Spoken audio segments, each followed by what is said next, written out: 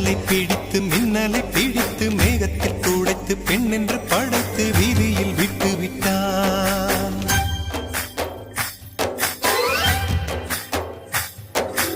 இப்படி இன்னொரு பெண்மையை படைக்க தன்னிடம் கற்பனை தீர்ந்ததை எண்ணித்தான் பிரம்மனும் மூர்ச்சையுற்றான்.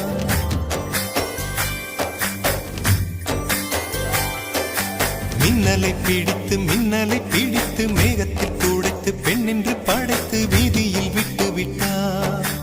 இப்படி இன்னொரு பெண்மையை படைக்க தன்னிடம் கற்பனை தீர்ந்ததை எண்ணித்தான் பிரம்மனும் மூர்ச்சையுற்றார். அவளின் நாசிக்குள் நுழைந்த காற்று உயிரை தடவி திரும்பும் போது மோட்சம் அடைந்து ராகங்கள் ஆகின்றதே. மழையின் துளிகள் அவளை நனைத்து மார்பு கடந்து இறங்கும் பொழுது முக்தி அடைந்து முத்துக்கள் ஆகின்றதே. மின்னலை பிடித்து மேகத்தில் துடைத்து பெண் என்று படைத்து வீதியில் விட்டு விட்டார்.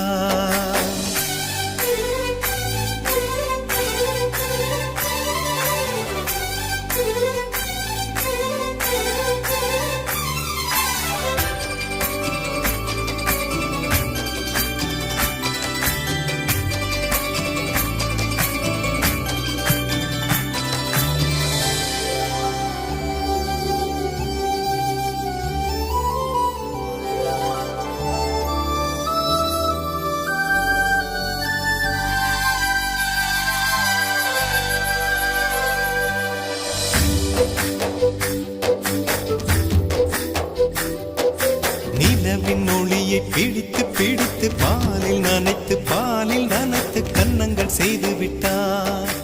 உலக மலர்கள் பறித்து இரண்டு பந்துகள் அமைத்து பெண்மை சமைத்து விட்டார்.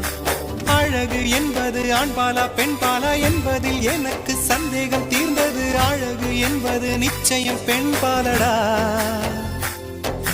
கவிதை என்பது மொழியின் வடிவம் என்றொரு கருத்தும் இன்று உடைந்தது. கவிதை என்பது கன்னி வடிவமடா. மின்னலை பிடித்து மேகத்தில் துடைத்து பெண் என்று படைத்து வீதியில் விட்டு விட்டார்.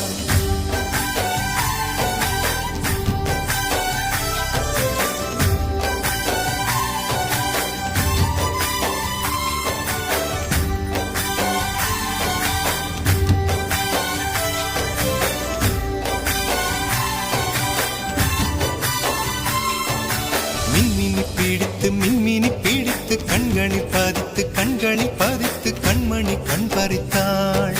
தங்கத்தை எடுத்து அம்மியில் அரைத்து மஞ்சளாய் நினைத்து கண்ணத்தில் குழைத்து ஜீவனை ஏன் எடுத்தாள். காவித்துறவிக்கும் ஆசை வளர்ப்பவள், அருகம் புல்லுக்கும் ஆண்மை கொடுப்பவள், பெண்களின் நெஞ்சுக்கும் பித்தம் கொடுப்பவளே. தெரிந்த பாகங்கள் உயிரை தந்திட, மறைந்த பாகங்கள் உயிரை வாங்கிட, ஜனனம் மரணம் ரெண்டும் தருபவளே. மின்னலை பிடித்து மேகத்தில் துடைத்து பெண் என்று படைத்து வீதியில்